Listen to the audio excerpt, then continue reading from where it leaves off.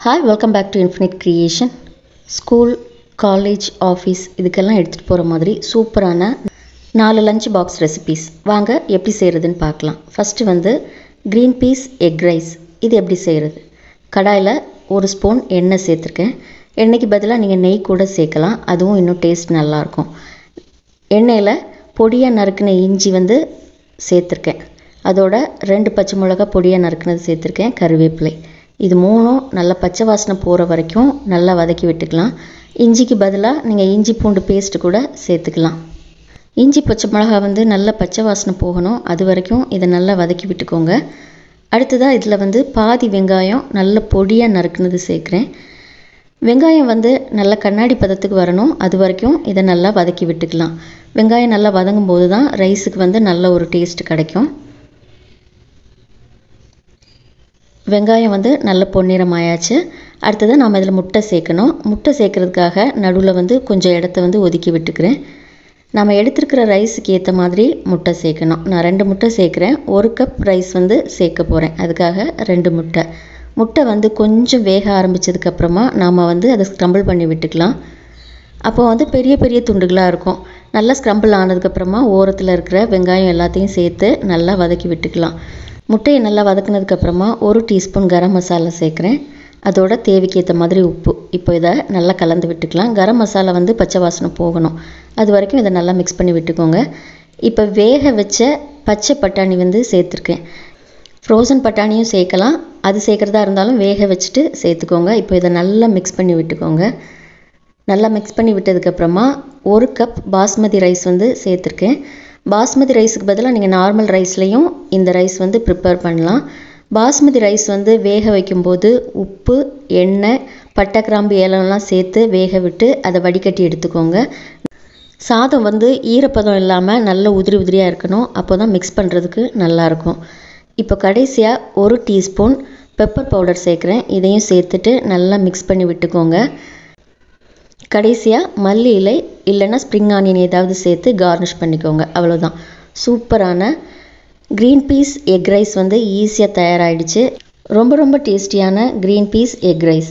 இது வந்து குழந்தைங்களுக்கு கொடுத்து விட்டோம் அப்படின்னா திருப்பி ஸ்கூல்லேருந்து வரும்போது ஒரு பருக்க கூட பாக்கி இருக்காது, அந்த அளவுக்கு இதை விரும்பி சாப்பிடுவாங்க. அடுத்ததாக பொட்டேட்டோ ரைஸ். இதுவும் ஒரு சிம்பிளான ஈஸியான லஞ்ச் பாக்ஸ் ரெசிபி. இப்போ கடாயில் வந்து எண்ணெய் சேர்த்துருக்கேன். அதாவது உருளைக்கிழங்கு வேகிற அளவுக்கு தேவையான எண்ணெய் வந்து சேர்த்துக்கோங்க. நம்ம 1 கப் ரைஸில் தான் செய்ய போகிறோம், அதனால் 1 உருளைக்கிழங்கு வந்து சின்ன சைஸாக கட் பண்ணி சேர்த்துருக்கேன். உருளைக்கிழங்கு வந்து நல்லா வதங்கணும், அது வரைக்கும் இதை வதக்கி விட்டுக்கோங்க. இப்போ வந்து பொன்னிறமாக இருக்குது. அடுத்ததாக இதில் வந்து மசால் சேர்க்கணும். மசால் சேர்க்குறதுக்காக கொஞ்சம் இடத்த வந்து நம்ம ஒதுக்கி விட்டுக்கலாம்.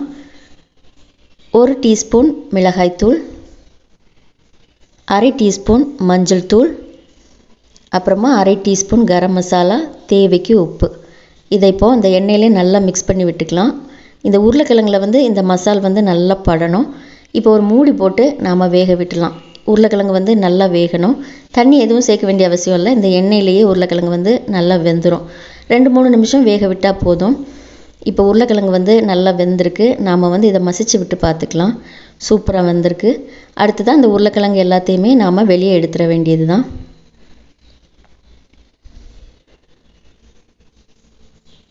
எல்லா உருளைக்கிழங்கையும் இப்போ வெளியே எடுத்தாச்சு. அடுத்ததாக அதே எண்ணெயில் பாதி வெங்காயம் பொடியாக நறுக்குனது சேர்க்குறேன். இந்த வெங்காயம் வந்து நல்லா சாஃப்ட் ஆகணும், கண்ணாடி பதம் வரணும், அது வரைக்கும் வதக்கி விட்டுக்கலாம். அடுத்ததாக 1 டீஸ்பூன் வந்து இஞ்சி பூண்டு விழுது சேர்க்குறேன். இதையும் பச்சை வாசனை போகிற வரைக்கும் நல்லா வதக்கணும். இதை நல்லா வதக்கி விட்டதுக்கப்புறமா பாதி தக்காளியை பொடி பொடியாக கட் பண்ணி சேர்க்குறேன். தக்காளி வந்து ஒரு பேலன்ஸ்டான புளிப்பு சுவை கொடுக்கும். ஸோ பாதி தக்காளி போதும். 1 கப் சாதத்துக்கு வந்து பாதி தக்காளி வந்து கரெக்டாக இருக்கும். தக்காளி வந்து நல்லா மசியணும். இப்போ தேவைக்கு ஏற்ற மாதிரி உப்பு சேர்த்தாச்சு. தக்காளியை வந்து நல்லா மசிச்சு விட்டுக்கலாம். இப்போ தக்காளி நல்லா மசிஞ்சிருக்கு. நாம் வறுத்து வச்ச உருளைக்கிழங்கை வந்து இதில் சேர்த்துடலாம். சேர்த்துட்டு லைட்டாக ஒரு மிக்ஸ் கொடுத்துட்டு அதுக்கப்புறமா சாதம் வந்து உடனே சேர்த்துடலாம். இந்த ரெசிபிக்கும் நான் பாஸ்மதி ரைஸ் தான் எடுத்திருக்கேன். இதையும் நீங்கள் நார்மல் ரைஸ்லேயும் செய்யலாம். சாதம் வந்து உதிரி உதிரியாக இருக்கணும், அப்போ தான் மிக்ஸ் பண்ணுறதுக்கும் நல்லாயிருக்கும், பார்க்குறதுக்கும் அழகாக இருக்கும். இப்போ சாதம் உடையாத அளவுக்கு இதை வந்து பக்குவமாக கிளறி விட்டுக்கலாம். ஸ்டவ்வை வந்து சிம்மில் வச்சுக்கலாம், இல்லை ஸ்டவ்வை ஆஃப் பண்ணிவிட்டு கூட இதை நம்ம மிக்ஸ் பண்ணி எடுத்துக்கலாம். இப்போ சாதம் வந்து நல்லா மிக்ஸ் ஆயாச்சு. கடைசியாக இதில் வந்து மல்லி இலை இல்லைன்னா ஸ்ப்ரிங் ஆனியன் ஏதாவது சேர்த்துட்டு நம்ம கார்னிஷ் பண்ணி எடுத்துக்கலாம். நான் வந்து ஸ்ப்ரிங் ஆனியன் சேர்த்துருக்கேன். அவ்வளோதான். பொட்டேட்டோ ரைஸ் வந்து சூப்பராக ஈஸியாக தயாராகிடுச்சு. குழந்தைங்க வந்து இதையும் ரொம்ப விரும்பி சாப்பிடுவாங்க. சூப்பரான பொட்டேட்டோ ரைஸ்.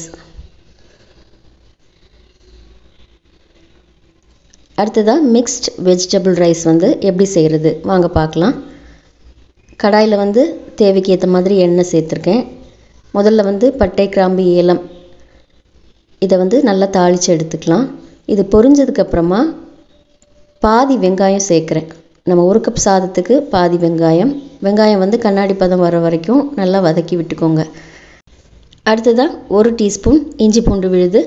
இது பச்சை வாசனை போகணும், அது வரைக்கும் இதை நல்லா வதக்கி விட்டுக்கலாம். வெங்காயம் வந்து கண்ணாடி பதம் வந்து கொஞ்சம் பொன்னிறம் ஆகணும், அது வரைக்கும் இதை வதக்கணும். இப்போ வெங்காயம் ஓரளவு பொன்னிறம் ஆயிருக்கு. இந்த ஸ்டேஜில் வந்து கேரட் பாதி துண்டு அளவு கேரட் வந்து சின்ன சைஸ்னால் 1 கேரட், பெருசுனா பாதி அளவு 1 கேரட் வந்து சேர்த்துருக்கேன். அதுக்கப்புறமா 4-5 பீன்ஸ், இது ரெண்டையும் சின்னதாக கட் பண்ணி சேர்த்துருக்கேன். இந்த எண்ணெயிலேயே இது வதங்கணும், அதனால் இதை பொடியாக கட் பண்ணி எடுத்துக்கோங்க. இதில் தண்ணி எதுவுமே சேர்க்க வேண்டிய அவசியம் இல்லை. 2-3 நிமிஷத்துலேயே இது வெந்துடும். இப்போ ஓரளவு வெந்திருக்கு. தேவைக்கேற்ற மாதிரி உப்பு சேர்த்தாச்சு. அடுத்ததாக வேக வச்ச பட்டாணி 1 1/4 கப் அளவு சேர்க்குறேன். வேக வச்சு தான் சேர்க்கணும். இதையும் இதில் மிக்ஸ் பண்ணி விட்டுக்கலாம். நீங்கள் இதில் வந்து விரும்பினா காலிஃப்ளவர் கூட சேர்க்கலாம். நமக்கு விருப்பமான காய்கறிகள் சேர்த்துக்கலாம். இப்போ 1/2 ஸ்பூன் கரம் மசாலா சேர்த்துருக்கேன். இதை நல்லா மிக்ஸ் பண்ணி விட்டுக்கலாம். பச்சை வாசனை போகணும். பச்சை வாசனை போனதுக்கப்புறமா நம்ம வேக வச்ச சாதத்தை இதில் சேர்த்துடலாம். இதுக்கும் பாஸ்மதி ரைஸ் தான் நான் எடுத்திருக்கேன். பக்குவமாக இதை கிளறி விட்டுக்கலாம். நார்மல் ரைஸில் செய்யும்போதும் டேஸ்ட் ரொம்ப நல்லாயிருக்கும். பட் பாஸ்மதி ரைஸில் நம்ம செஞ்சோம் அப்படின்னா டேஸ்ட் வந்து கொஞ்சம் ரிச்சாக இருக்கும். இப்போ இதை நல்லா மிக்ஸ் பண்ணியாச்சு. கடைசியாக 1 டீஸ்பூன் பெப்பர் பவுடர் சேர்க்குறேன். சேர்த்துட்டு நல்லா மிக்ஸ் பண்ணி விட்டுக்கலாம். மிக்ஸ் பண்ணி விட்டதுக்கப்புறமா நம்ம மல்லி இலை இல்லைன்னா ஸ்ப்ரிங் ஆனியன் ஏதாவது சேர்த்து கார்னிஷ் பண்ணிக்கலாம். அவ்வளோதான். அருமையான மிக்ஸ்டு வெஜிடபிள் ரைஸ் வந்து ஈஸியாக தயாராகிடுச்சு. அடுத்ததாக கார்ன் ரைஸ். கார்ன் ரைஸ் எப்படி செய்கிறது வாங்க பார்க்கலாம். கார்ன் ரைஸ் வந்து ரொம்ப டேஸ்டியான ஒரு டிஃப்ரெண்ட் ரைஸ். இது செய்கிறதுக்கு எண்ணெய் வந்து தேவைக்கு ஏற்ற மாதிரி சேர்த்துருக்கேன். இதில் வந்து பட்டை, கிராம்பு, ஏலம் சேர்த்து பொரிய விட்டு எடுத்துக்கோங்க. அதுக்கப்புறமா பாதி வெங்காயம் பொடியாக நறுக்குன பாதி வெங்காயம் சேர்த்துருக்கேன். கண்ணாடி பதம் வர வரைக்கும் இதை நல்லா வதக்கி விட்டுக்கலாம். இந்த 4 ரெசிபியும் நீங்கள் எண்ணெயிலையும் செய்யலாம், இல்லைன்னா நெய்லையும் செய்யலாம். இப்போ 1 டீஸ்பூன் அளவு இஞ்சி பூண்டு விழுது சேர்த்துருக்கேன். பச்சை வாசனை போகிற வரைக்கும் இதை நல்லா வதக்கி விட்டுக்கலாம். பச்சை வாசனை போனதுக்கப்புறமா பாதி தக்காளி கட் பண்ணி சேர்த்துருக்கேன். இதை வந்து வதக்கி விட்டுக்கோங்க. தக்காளி வந்து ரொம்ப மசியணும்னு அவசியம் இல்லை. சின்ன சின்ன துண்டுகளாக தெரிகிற மாதிரி இருந்தாலும் நல்லா தான் இருக்கும். இப்போ ஓரளவு வதங்கியிருக்கு. அடுத்ததாக நான் வேக வச்ச கார்ன் வந்து சேர்த்துருக்கேன். இது வந்து என்னோடய மாடி தோட்டத்தில் விளைஞ்ச கார்ன் வந்து நாம் இதில் சேர்க்குறதுக்கு முன்னாடி நல்லா வேக வச்சு எடுத்துருக்கணும். இல்லைன்னா கல் மாதிரி இருந்ததுன்னா சாப்பிடும்போது நல்லா இருக்காது. ஸோ நல்லா வேக வச்சதுக்கப்புறம் நீங்கள் வந்து வதக்குனா போதும். இதில் வந்து தேவைக்கு ஏற்ற மாதிரி உப்பு சேர்த்துருக்கேன். இதை நல்லா கலந்து விட்டுக்கலாம். அதோட 1/2 டீஸ்பூன் அளவு கரம் மசாலா, இதையும் நல்லா கலந்து விட்டுக்கலாம். இந்த கரம் மசாலாவோட பச்சை வாசனை போகணும், அது வரைக்கும் நல்லா வதக்கி விட்டுட்டு வேக வச்ச சாதம் சேர்த்துடலாம். சாதம் சேர்த்ததுக்கப்புறமா இதை நல்லா மிக்ஸ் பண்ணி விட்டுக்கலாம். இந்த சேம் ரெசிப்பியை நீங்கள் ஸ்வீட் கார்ன் யூஸ் பண்ணியும் பண்ணலாம். அதுவும் டேஸ்ட் வந்து ரொம்ப சூப்பராக இருக்கும். இப்போ இதை நல்லா மிக்ஸ் பண்ணி விட்டுக்கலாம். அரிசி உடையாத அளவுக்கு பக்குவமாக கிளறி விட்டுக்கோங்க. இது இப்போது அருமையாக மிக்ஸ் பண்ணியாச்சு. அடுத்ததாக இதில் வந்து மல்லி இலை தூவி விட்டுக்கலாம். மல்லி இலைக்கு பதிலாக நீங்கள் ஸ்ப்ரிங் ஆனியன் கூட யூஸ் பண்ணலாம். கடைசியாக 1 டீஸ்பூன் பெப்பர் பவுடர் சேர்த்துட்டு மிக்ஸ் பண்ணி விட்டுடலாம். ரொம்ப டேஸ்டியான கார்ன் ரைஸ் வந்து சூப்பராக தயாராகிடுச்சு. இந்த 4 ரெசிபியுமே குழந்தைங்க மட்டும் இல்லை, பெரியவங்களும் விரும்பி சாப்பிடுவாங்க. ரொம்ப ஈஸியான ரொம்ப சிம்பிளான 4 லஞ்ச் பாக்ஸ் ரெசிபீஸ். நீங்களும் ட்ரை பண்ணி பாருங்கள்.